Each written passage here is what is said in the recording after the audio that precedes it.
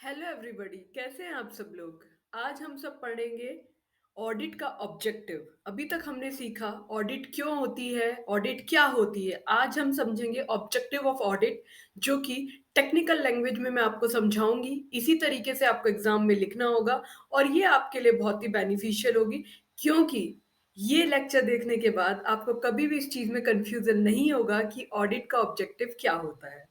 तो शुरू करते हैं।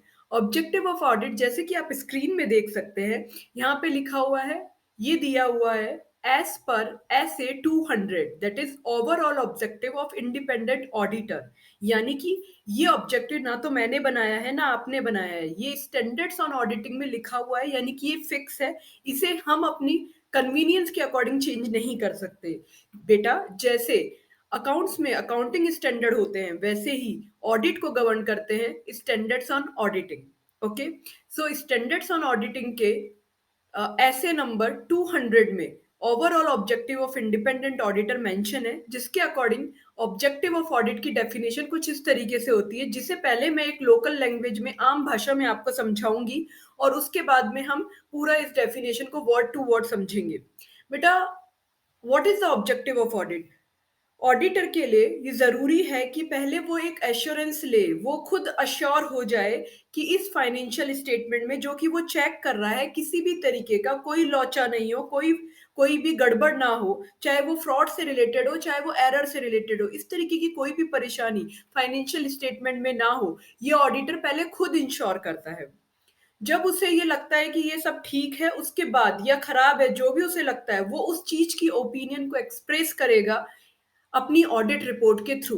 तो ये पूरा ऑब्जेक्टिव होता है ऑडिट का, कि पहले ऑडिटर खुद अश्योर होता है, इस तरीके से वो एविडेंसेस वगैरह कलेक्ट करेगा और खुद अश्योर होगा कि ये फाइनेंशियल स्टेटमेंट कैसे हैं, और अगर वो अश्योर हो जाता है उसके बाद वो अपनी ऑडिट रिपोर्ट देता है, जिसके अंदर ये मेंशन होगा कि फाइनेंशियल स्टेटमेंट ट्रू है, फेयर है या नहीं है। जैसा कि मैंने आपको स्टार्टिंग में बता दिया था, ट्रू एंड फेयर का मतलब कि financial statement as per applicable FRF बने हैं या नहीं बने हैं, फाइनेंशियल रिपोर्टिंग फ्रेमवर्क के अकॉर्डिंग बने हैं या नहीं बने हैं, ये ऑडिटर अपनी ओपिनियन में एक्सप्रेस करेगा।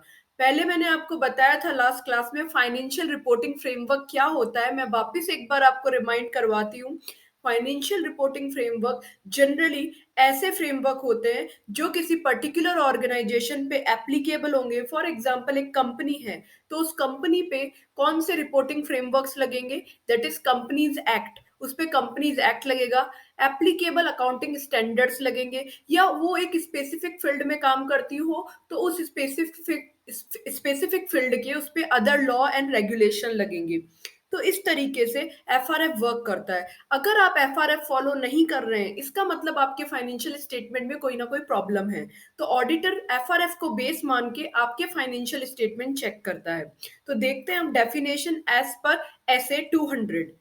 To obtain reasonable assurance about whether the financial statement as a whole are free from material misstatement, auditor लेगा सबसे पहले reasonable assurance. Reasonable assurance, it is very very important keyword, you need to mention that.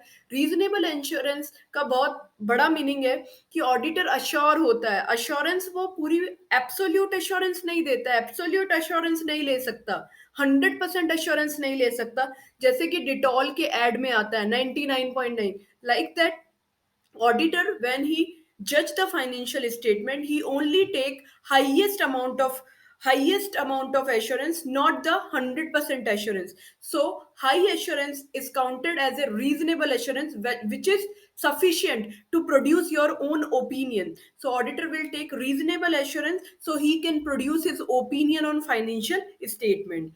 So reasonable assurance लेके auditor whether the financial statement as a whole are free from material misstatement, वो ये check करेगा कि financial statement free है क्या material miss statement से। बेटा, छोटे मोटे मिस स्टेटमेंट हो सकते हैं, बट मटेरियली कोई भी बिग मिस स्टेटमेंट्स ना हो, ऐसा ऑडिटर चेक करेगा। whether due to fraud or error, thereby enabling the auditor to express an opinion. जैसा कि मैंने आपको बताया था, चाहे वो मटेरियल मिस स्टेटमेंट फ्रॉड से हो रहे हैं या एरर से हो रहे हैं, दोनों ही तरीके से ऑडिटर उनको डायग्नोस करने की कोशिश करेगा। उसके बाद में ऑडिटर अपनी ओपिनियन एक्सप्रेस करेगा on the basis of that assurance which he have collected, on the basis of audit evidence collected during his audit procedures. वो अपनी ऑडिट ओपिनियन एक्सप्रेस करेगा और उस ओपिनियन में वो बताएगा कि ये फाइनेंशियल स्टेटमेंट प्रिपेयर किए गए हैं क्या as per applicable financial reporting framework. I hope आप सबको समझ में आ गया होगा। जैसे ही आपको ओपिनियन मिलेगी, अब उस ओपिनियन को आप रिपोर्ट के फॉर्म में प्रेजेंट करोगे और कम्युनिकेट करोगे to your shareholders who is the appointing authority for the auditor. So auditor will prepare the first step. He will take the reasonable assurance by checking the financial statement whether they are free from material misstatement or not, whether that is fraud, that is material misstatement maybe by the fraud or maybe by the error. And then he express, second step, he express the opinion on the basis of applicable financial reporting framework, whether financial statements are prepared or not. Then third thing, he will, on the basis of that opinion, he will frame the entire report and he will submit to the appointing authorities. Okay. So this report should be prepared as per the standards on auditing. Is it mentioned here? Yes. So now you can say, you can see here I have given one chart. It is taken from the ICI module, so you can rely on that. And this is not anything else. It is just short form of this entire definition. We have segregated this definition in 4 blocks. So first part we have covered in the first block, to obtain reasonable assurance. Okay, what auditor will do? He ensure that financial statement, second block, as a whole are free from material misstatement. उनमें कोई main गड़बड़ तो नहीं है। Okay, फिर हमने इसमें लिया थर्ड ब्लॉक में हमने मेंशन किया ऑडिटर देगा opinion on the basis of financial reporting framework, and is that opinion is expressed in the form of report and communicated, that is fourth block. तो इस तरीके से ये 4 ब्लॉक में हमने ऑब्जेक्टिव ऑफ ऑडिट कंप्लीट कर लिया। आई थिंक आपको सभी को ऑब्जेक्टिव ऑफ ऑडिट समझ में आ गया होगा। एक बार फिर हम फास्ट रिकॉल करते हैं। इसके टेक्निकल वर्ड्स आपको याद में रखने, डेफिनेशन या जो लैंग्वेज है वो आप खुद बना सकते हैं। टेक्निकल वर्ड्स क्या है? To obtain reasonable assurance, auditor will check financial statement whether they are free from material misstatement, whether due to fraud or error. That material misstatement can be by the fraud, can be through the error. So it should be whether they are free from material misstatement, auditor will judge that, and he express opinion after taking the reasonable assurance that financial statement are as per financial reporting framework or not, and this opinion is expressed in form of report and prepared as per standards on auditing.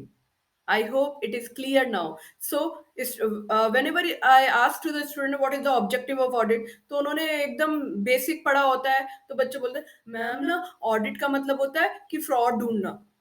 सो आज के बाद ये मत बताना किसी को कि audit audit का ऑब्जेक्टिव ये होता है कि फ्रॉड ढूंढना। नहीं, ऑडिट का ऑब्जेक्टिव केवल फ्रॉड ढूंढना नहीं होता। ऑडिट का ऑब्जेक्टिव है पहले आप रीजनेबल एश्योरेंस लो खुद, और उसके बाद ओपिनियन एक्सप्रेस करो। ये दोनों वर्ड बहुत इंपॉर्टेंट है आपके ऑब्जेक्टिव ऑफ ऑडिट को डिफाइन करने के लिए। ओके बेटा, ऑल द बेस्ट।